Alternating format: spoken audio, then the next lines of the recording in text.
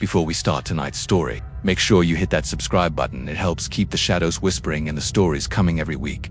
If you love true horror stories, dark mysteries, and things that shouldn't exist, drop a like, share it with a friend who dares to listen, and tell me in the comments what creeped you out the most. Now, turn off the lights, put on your headphones, and let's step into Raven Hollow. It was one of those lazy, uneventful days in Raven Hollow, the kind of small town where even the air feels half asleep. Then the circus came to town. I was sitting in my office at the sheriff's station, trying not to bomb the daily word puzzle on my phone. Only one attempt left, no correct matches yet. Across the room, my deputy, Miles, was flirting with his girlfriend on the phone. The low hum of the air conditioner was the loudest thing in the room. Then came the noise, brakes squealing, air brakes hissing, a metallic gasp that made me look up. Something big had stopped out front. I was already on my feet. "You hear that?" I asked. Miles was right behind me, his expression going from bored to alert. We pushed through the door and stepped into the sharp sunlight. A massive black tour bus idled at the curb, glossy and freshly waxed. Across the side, painted in bold gold letters, "Supernatural Experience Toursy," rubbed my temple. Oh, not again.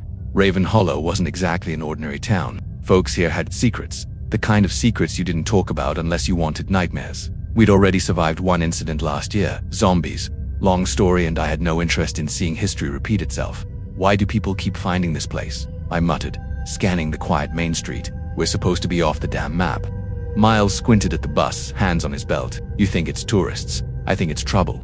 Before I could finish the thought, the bus door hissed open. A group of wide-eyed people stepped out, dressed like they'd just come from Comic-Con, cameras slung around their necks, bright shirts, cargo vests, out-of-towners, Wyoming plates, Arkansas, New York, Miles muttered, glancing at the vehicles parked behind them. "What the hell are they all doing here? That's what I'd like to know." Then his phone dinged. He checked it, frowned, then turned the screen toward me. "Got some info about the new arrivals. Not over the phone. Come by the house. Bring Walker." Dave, Miles said. "Says he knows something."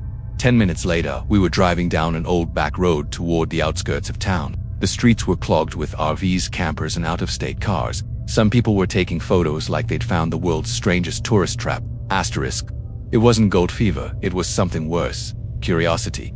Raven Hollow had become a supernatural circus, and these people didn't realize the monsters around here weren't behind bars. They were buying groceries, working in diners, and living next door. We pulled up to Dave's place, a narrow, sagging house half swallowed by weeds and satellite dishes. Miles rang the bell. No answer. Instead, a security camera above the porch whirred to life, zooming in on our faces. A second later, a buzzer clicked, and the door unlocked. The hinges screamed as we stepped into a maze of wires, dusty monitors, and towers of old computer equipment. The smell of microwave popcorn hung thick in the air. In here, a voice called. We weaved through piles of tech junk until we found Dave, hunched in front of a bank of monitors, headset on, fingers dancing across multiple keyboards like he was flying a spaceship. "What's up, Dave?" Miles said, collapsing onto a couch and immediately grabbing a bowl of popcorn. Dave didn't look up. "Help yourself," he muttered, typing furiously. I leaned over his shoulder. "Sheriff Walker, you said you had something for us about all these tourists." "Just a second," he said. His eyes darted between lines of code and pulsing energy streams across the monitors, none of which made sense to me. This wasn't normal coding. It looked alive. Then his chair spun around, and he grinned. "They're good," he said, "whoever they are, but not as good as me." "Who are we talking about?" I asked. "The ones sending out the signal." "Signal?" He turned back to his monitor and pointed to a map of Raven Hollow. A single blinking dot pulsed in the middle of town. Someone's broadcasting coordinates of this place to outsiders. Bloggers, YouTubers, urban explorers. They all got an invite, and it's coming from inside Raven Hollow. Miles straightened. "Someone in town is leaking our location." Dave nodded. "And I can take you right to them." He grabbed his laptop, and soon we were back in the cruiser. Dave squeezed into the back seat, shielding his eyes from the daylight like a vampire. "Don't forget me back here," he said as we parked in front of an old, neat little house that looked like Grandma's cottage. Lace curtains, flower boxes, white picket fence, signals still coming from inside. Dave said, eyes glued to the screen.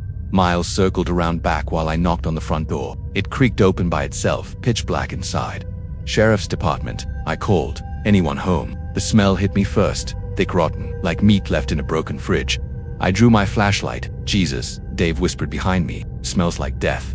Room by room, I cleared the place. It was spotless, old-fashioned, almost obsessively neat. No computers, no Wi-Fi routers, just porcelain figurines, doilies, and a console TV from the 70s. "Dave," I spoke, "you sure this is the right house?" He frowned. "The signal's still coming from here." Then the TV flickered on by itself. Static filled the room. Then a voice, cheerful and wrong. came through the speakers. "Well, hello there, Sheriff Walker, Deputy Miles and Dave. I've been expecting you." I froze. "Who is this? Names are such messy things." The voice chuckled. "But if you must call me something, call me Static," Miles muttered under his breath. "I don't like this. Why are you broadcasting Raven Hollow's location?" I demanded. "People are coming here. People could die. Entropy, Sheriff, chaos, disorder. It's what keeps the universe interesting." "What the hell are you talking about?" "You'll see, very soon." The TV screen glowed white, brighter, louder, until a screaming skull made of static filled the display. Then the television exploded. Glass and fire erupted across the room. We dove for cover as the walls went up in flames. By the time the volunteer fire crew arrived, the house was gone, just a smoking skeleton. Dave stood beside me, face streaked with ash, eyebrows half gone. "Signal's dead," he said quietly. "Yeah," I replied, "but he's not, because whoever Static was, he had just declared war on Raven Hollow. Part 2, the signal hunter. The ashes of the old house was still smolder *NG when we drove back to the sheriff's station. Dave rode in the back seat again, laptop open, typing furiously despite his singed eyebrows. "Signal's gone cold," he said, "but whatever was broadcasting it wasn't human tech. I've never seen energy patterns like that." Miles gave him a skeptical glance in the mirror. "So what are we dealing with here? A hacker, a ghost, or some government freak show experiment?" Dave didn't look up. "Honestly, I don't know, but whoever or whatever it is, it's smart. Real smart." Back at the station, the fluorescent lights buzzed overhead as I poured 3 cups of burnt coffee. We sat around my cluttered desk, the quiet hum of computers and old filing cabinets the only sound. "So let me get this straight," Miles said, stirring his coffee with a pen. "Some guy named Static hacks into an ancient TV, blows it up, and now half the country's showing up to see if Raven Hollow is the new Area 51. That's about right," I said. Dave exhaled slowly. "And if we don't stop it, this town's going to turn into a massacre." He wasn't wrong. If outsiders kept flooding in, they'd start running into the kind of locals that didn't appreciate cameras or sunlight. I leaned back in my chair, staring at the map pinned on the wall. "Okay, we find the source. Whatever Static used, whoever helped him, we shut it down." Miles's phone buzzed. He glanced at it, frowned, then handed it to me. "Unknown number. You want answers? Follow the noise. No coordinates. Just a link." I tapped it. Tanned. A distorted audio file started playing. It was a low, rumbling hum that grew louder by the second. "Static." Dave's head snapped up. "Wait, play that again." He plugged his laptop in, ran the sound through a spectrum analyzer, and squinted. "There's data hidden inside this waveform." Miles groaned. "Of course there is." "Here," Dave said, hitting a few keys. A series of distorted letters appeared on the screen. Then they resolved into words. "Raven Hollow Circus opening PONHHT." Miles raised an eyebrow. "You've got to be kidding me. The circus." I felt the blood drain from my face. "That's not possible. That thing's been abandoned since the 70s. We drove out to the edge of town where the old fairgrounds used to be. The night was humid, the sky a heavy purple bruise, and sure enough there it was. A massive red and white striped tent glowed against the dark horizon, surrounded by trucks, trailers, and lights. A banner stretched across the entrance. "Raven Hollow Circus, one night only." People were already lining up, locals, tourists, kids with balloons. Miles leaned on the cruiser door, his expression grim. "You sure this is a good idea, boss? After last year I swore I'd never set foot near a clown again." "Relax," I said, checking my sidearm. "We're just asking questions." "That's what you said before the zombie prom." "Yeah, well, I'm trying to stay optimistic." "Nope," Dave said, closing his laptop. "It's back. And my guess, so is Static." We parked near the entrance, flashing our badges to the man at the ticket booth. He was small, thin, and had eyes too bright for the dim light. "Evening. Officers," he said with a grin that didn't reach his eyes. "Be here for the show. We're here to speak with whoever's in charge." I said. "Ah," he said softly. "He's expecting you." The clown led us inside, the smell of sawdust and burnt sugar filling the air. Performers swung from ropes high above, their shadows stretching across the red canvas. Music played, old carnival organ tones, warped and off-key. Everywhere I looked, things felt wrong. Like reality was bending around the edges. A lion with feathered wings roared from a nearby pen. A woman with glassy eyes juggled knives that didn't reflect light. Dave whispered behind me, "None of this is normal." No kidding. We followed the clown deeper inside until the tent opened into a massive circular arena. At the center stood a tall man in a red coat and top hat, holding a black cane. "The ringmaster," Miles muttered. "Welcome, Sheriff Walker," the man said in a smooth, echoing voice. "Deputy Miles, Dave. I'm so very glad you could make it." My stomach sank. "How do you know our names?" He smiled too wide, too knowing. "Let's just say, we share a mutual friend." The lights dimmed, the audience fell silent, and from somewhere behind the curtain came the unmistakable sound of static, crackling through a loudspeaker. The ringmaster raised his arms. "Ladies and gentlemen," he declared, his voice booming through the tent. "Let the entropy begin." The crowd cheered, but I knew right then this wasn't a show. It was an invitation. And Raven Hollow had just stepped into the circus of hell. Asterisk, the lights dimmed until the entire tent glowed in shades of red and gold. The music twisted, part organ, part radio interference. The crowd was mesmerized. None of them realized they weren't watching a circus. They were part of it. I nudged Miles. "Something's off. You feel that?" He nodded slowly, like the airs. Humming. Dave was already scanning with a handheld meter, the one he'd rigged from his computer lab. The needle was pinned to red. Whatever signal Static was using before. "It's here. It's everywhere."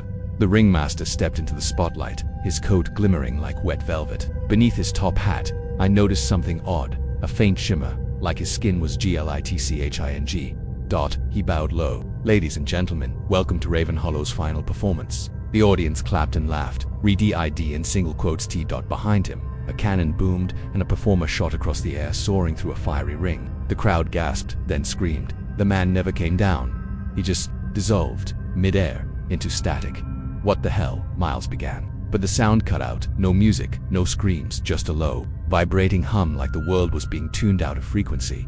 The ringmaster turned, his eyes glowing faintly white. "Entropy," he said softly, almost reverently. "Beautiful, isn't it?" "Static," I said, stepping forward. "That you..." He smiled, both mouths. The front one grinned, the back one whispered. "You learn quickly, Sheriff Walker, but not quickly enough." The spotlights flared white. Every performer froze. Mid-motion, trapeze artists, juttlers, even the goblin clowns. And then they started moving again, backward, like the world was rewinding. The cannon reassembled itself. The performer reformed in mid-air. Time itself was unraveling. Dave's device sparked violently. He's manipulating the signal reality distortion through resonance. If this continues, the whole area could collapse. "English Dave," Miles shouted. "He's tearing the town apart." I raised my gun, though deep down, I knew it wouldn't matter. "Stop this. Whatever you are, you're killing people." The ringmaster tilted his head, both faces smiling now. "Killing? No, Sharif. I'm feeding." Hugh raised his cane. It wasn't wood. It was a black metal antenna, humming with power. The lights burst. The tent began to shake. Dave screamed. "We have to break the source." "What source?" Miles shouted over the roar.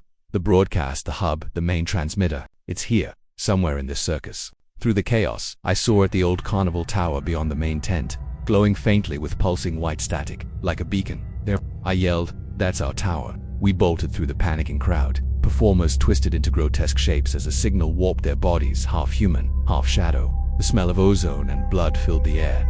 Miles fired twice into the tower's base, but the bullets vanished mid-air, erased by the distortion. Dave hurled his laptop bag down, ripping out a bundle of wires and a portable EMP coil. "I can overload the signal," he shouted, "but it'll fry everything within a mile." "Do it." He hesitated. "Walker, that includes us." I met his eyes. "Then make it count." He nodded, hands trembling as he armed the device. The coil wind, heat rippling through the air. The ringmaster appeared again, stepping through the haze, his coat now pure static, his face flickering between a dozen others. He reached out, his voice echoing through every speaker in town. "You can't kill entropy, Sheriff. It's what holds your world together." The EMP detonated. White light swallowed everything, the circus, the tower, the static, the sound, and then silence. Asterisk, when I came to, the circus was gone. The tents, the trucks, the people, all of it. Just an empty field of burned grass and broken glass under the morning sun. Miles groaned beside me, covered in soot. "Tell me that worked." I looked around. "I don't know." Dave was slumped against the cruiser, breathing shallowly, his laptop in pieces. Asterisk on its cracked screen. Faint static still flickered, a single message pulsing faintly across it. "The show must go on." Asterisk 3 weeks after the circus vanished, Raven Hollow was quiet again. Too quiet, the air still felt heavy, like the town hadn't fully recovered from what it saw. Kids stopped playing outside. The local diner shut down early every night. And sometimes, when the streetlights flickered, I could still hear faint carnival music way out past the tree line. Miles said it was my imagination, but deep down, we both knew better. Dave hadn't been the same since the blast. He survived, but his nerves were fried, literally and metaphorically. The guy twitched at every sound. He stopped shaving, barely ate. They've spent all day rebuilding his laptop from scraps. When I finally visited him out at his workshop, the same dusty, clattered place as before, he looked up at me with hollow eyes. "Walker," he said quietly, "you need to see this." He turned the screen toward me. Static. Just white noise at first. Then, faintly, shapes began forming. Faces, voices whispering between frames, garbled, overlapping, like a dozen people speaking through the same throat. "What is this?" I asked. He pointed to a small time stamp in the corner. It's a light originating from Raven Hollow's coordinates. That's impossible, Miles muttered from behind me. We leveled that site. It's gone. Dave shook his head. No, it's broadcasting from the same frequency that the circus used. Except now, he tapped a few keys. The static zoomed out. It wasn't just one signal. There were hundreds other towns, Dave said. Other cities. Whatever static did, it's spreading, replicating itself through wireless networks. Phones, TVs, streaming platforms. It's viral. A cold dread settled over me. You're saying people are watching this? They're not just watching, Dave whispered. They're feeding it. Every view, every click, every algorithmic boost. It's giving him energy. The word entropy echoed in my mind. Suddenly, the screen froze on a single image, the face of the ringmaster, his twin mouths stretching into a smile. His voice bled through the speakers, distorted but unmistakable. Welcome back, Sheriff Walker. The curtain never falls. It only opens wider. The lights flickered. My phone buzzed in my pocket. New notification, live now. The Raven Hollow experience presented by Static. I stared at the screen, throat dry. The thumbnail was a picture of me, a live feed from my body cam, even though I hadn't worn it since the night of the blast. Miles stepped back. Walker, how the hell is it filming you right now? Before I could answer, my phone vibrated again. 15K viewers watching and climbing. Asterisk, the hum returned, faint but growing stronger. A deep, invisible pulse that made the windows rattle. Dave's monitors flickered like they were breathing. He started typing frantically. He's using us as the new broadcast. Everything in town, every device, every screen, it's all connected. So shut it down, I shouted. I can't. Miles pulled his sidearm. Then I'll shut it down the old-fashioned way. He aimed at the monitors and fired 3 rounds. Sparks flew, glass shattered, but the static didn't stop. It only spread to the walls, crawling across them like digital mold. From inside the hiss, Static's voice whispered again. Soft, intimate, right in my ear. Lights, camera, entropy. The walls lit up. Dozens of faces pressed outward from inside the static. The tourists, the clowns, the performers, all flickering between laughter and screams. Miles backed toward the door. Walker, we gotta go. Now. I grabbed Dave, yanking him away from his desk as the room filled with white light. The hum became a roar, and just before we escaped into the night, I turned for one last look. The monitors were gone, but in their place, burned into the drywall, were 5 words written in what looked like ash. Episode 2 coming soon. When the next morning came, the whole town woke to the same horror. Every TV, every phone, every billboard screen, they were all tuned to a single stream, a live broadcast of Raven Hollow, our town, and the caption beneath it read, "Welcome to the show." Part 5, the town that streamed itself by morning. The town wasn't just on the screen, it was the screen. Every monitor, phone, or electronic billboard, even the flickering open sign in Dottie's diner displayed the same image. Raven Hollow, from above, like a drone shot that no one was piloting. At first, people thought it was a prank, a viral stunt, maybe, until the camera angle started changing on its own, zooming into houses, onto faces, onto me. Walker, you seeing this? Miles said over the radio. His voice crackled, barely intelligible. Every screen in town's watching us. Stay off the airwaves, I replied. That's how he gets in. Who? Miles asked, but we both knew. Static. At the moment his name left my thoughts. The static sound came back, faint at first, then louder, like invisible bees swarming behind my eyes. Dave was holed up in the station's tech room, surrounded by scorched monitors and scavenged wires. He hadn't slept in days. His hands trembled, but his focus was razor sharp. I traced it, he said, the broadcast signals looping through every piece of hardware in Raven Hollow. Every phone tower, router, even the damn radio masts. So kill the power, I said.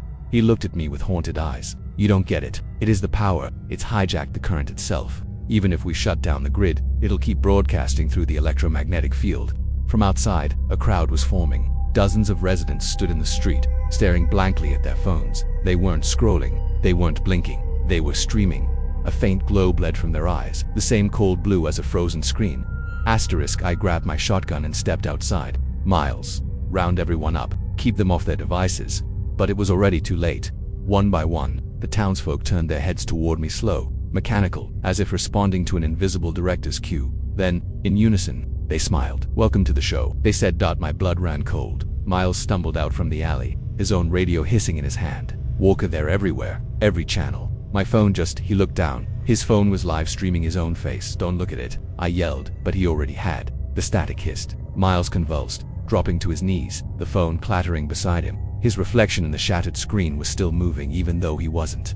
I kicked the phone away and held him up. His pulse was still there, but weak. His eyes were flickering like a corrupted video frame. Behind me, Dave screamed from inside the station. I ran back in. His computers were glowing bright blue, casting light on the walls that pulsed like a heartbeat. In the center of the room, a figure was forming pixel by pixel, line by line, emerging from the glow. A tall man in a black suit, no face, no features, just shifting static. "Sheriff Walker," it said in a dozen layered voices. "The viewers demand escalation. What the hell do you want from us?" I shouted. It tilted its head, amused. "A story." The monitors flashed images, our entire lives playing on loop. The fire, the circus, the murders, every moment of fear, every secret but a story. Static said, "Needs an ending." Dave lunged toward his console, typing something furiously. "I can reroute the signal. If I invert the frequency, it'll." Static turned. The screens blinked once. Dave's body seized. When he fell, his eyes were two tiny glowing TV screens, still showing my reflection. "Dave," I yelled, shaking him, but it was useless. The figure of Static began to dissolve back into light. "See you soon, Sharif." Episode 3 begins at midnight. Then he was gone. Asterisk by sunset. Half the town had vanished. Phones lay buzzing on the ground where people used to stand. Every screen showed their faces frozen mid-screen, looping endlessly. Miles sat beside me on the hood of the cruiser, eyes hollow. "What do we do now, Walker?" I looked out over the darkening town. The horizon flickered faintly blue like a monitor about to turn on. "We find the broadcast tower," I said, "and we shut this whole thing down." Miles nodded, staring at the static-filled sky. "Yeah, before we're next on the stream." Asterisk by the time the moon rose, Raven Hollow was silent. Not peaceful, just paused like a video buffering on the edge of eternity. The streets were empty except for the flickering glow of abandoned phones, each one still streaming a different angle of the town. Every lamppost buzzed with static, every window reflected faces that weren't supposed to be there. I gripped the wheel of the cruiser tighter as we drove out past the limits of town. Beside me, Miles stared straight ahead, his face pale and tight. "You really think this tower's where it started?" he asked. I nodded. Dave's notes said the old transmitter on Black Pine Hill was never fully decommissioned. FCC records show it's been broadcasting for years, even though it shouldn't exist anymore. Miles gave a low whistle. "Great haunted radio tower. What could go wrong?" The cruiser's headlights cut through the fog curling across the road. The trees leaned in close, black silhouettes swaying like they were listening. Halfway up the hill, the radio in the dash flickered on by itself. "Sheriff Walker, Deputy Miles. Welcome back to the airwaves." I slammed my fist into the dial, but the voice just grew louder. Static's tone wasn't human anymore. It sounded like thousands of whispers layered into one. "You've made it to the final broadcast. Let's give the viewers a finale they'll never forget." The radio went dead again. Miles looked at me. "What? He's expecting us. Then let's not disappoint him." We climbed the rest of the hill on foot, flashlights slicing through the mist. The tower stood ahead, a rusted metal skeleton clawing at the night sky. Old warning lights blinked weakly at its peak. At its base, a concrete bunker door hung half open, humming with power. I felt the vibration through my boots, the low, rhythmic thrum of energy. Like a heartbeat, we stepped inside. Rows of ancient equipment lined the walls, dials, switches, and shattered screens, all flickering with ghostly blue light. Every monitor displayed something different. Footage of the townsfolk looping endlessly, laughing, crying, screaming, each video file labeled with a name. "Miles," I said softly. "He's turned them into data." In the center of the bunker stood a massive broadcast console, all knobs, levers, and glowing filaments. And in front of it, sitting in a worn leather chair, was Dave, or what was left of him. His body twitched in slow motion, fingers moving mechanically over the controls. Cables ran from his spine into the console, pulsing with blue light. The static voice emerged from the speakers again, but this time it came from Dave's mouth. "The audience demands more." "Miles," I whispered, "get the cables." We moved in sync. He yanked one free, and the bunker lights dimmed. Dave's head jerked violently. "You can't kill the signal, Sheriff." I ripped another cable loose. Sparks showered the floor. The smell of ozone filled the air. Static's voice distorted, flickering between frequencies. "Every story needs a narrator." Asterisk, I froze. The lights flared bright, and for an instant I saw my own face on every screen. Every version of me, hundreds each one mouthing the same silent scream. Miles shouted something, but his voice drowned in the noise. I could feel it now. The pool like the tower was trying to record me say the line. Sheriff Static hissed through the speakers. The final sign-off. I aimed my shotgun at the console. "Sign this off." The blast tore through the room. Monitors shattered. Sparks exploded. The entire tower howled like a dying god. Then silence. Miles and I stumbled outside just as the tower began to crumble behind us. Blue fire raced up its spine, consuming every wire, every signal. When it reached the top, it exploded into a cascade of light that washed over the valley, then vanished. We stood there, gasping in the sudden quiet. The fog had lifted. In the distance, Raven Hollow looked normal again. Maybe too normal. Miles nudged me. "You think it's over?" I didn't answer. My radio crackled softly. Then, a single voice, faint, distant, familiar. This concludes tonight's broadcast. Thank you for tuning in. Asterisk the next morning. The headlines read, Mass power surge destroys Raven Hollow. Radio tower, no casualties reported, but I knew better. Every night since, when I turn off the lights in my house, the screen of my TV flickers on by itself. Static fills the room for just a second, and sometimes I hear my own voice whispering back, stay tuned.